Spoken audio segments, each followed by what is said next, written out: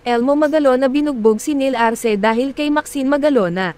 Elmo Magalona nagsalita na, tungkol sa relasyon ng kapatid nitong si Maxine Magalona at Neil Arce.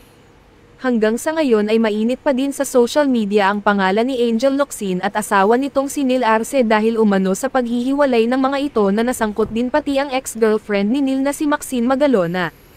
Dahil umano sa ito ang naging dahilan ng pagkasira ng relasyon ng dalawa.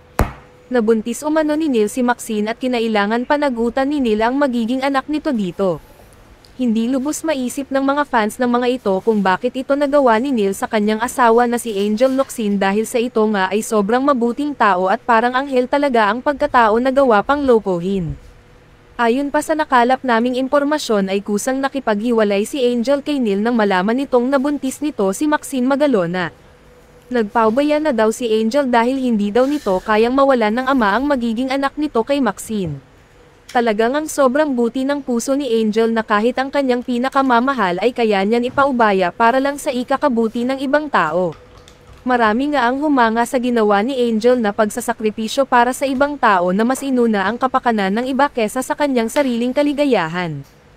Ganun pa man nagsalita na din ang kapatid ni Maxine Magalona na si Elmo.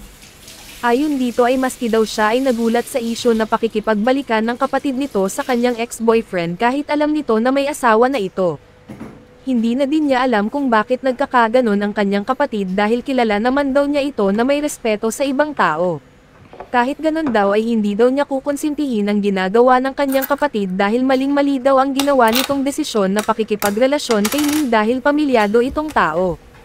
Hindi nga napigilan ni Elmo na saktan si Neil dahil sa sobrang galit nito dahil ginawa daw di umano nitong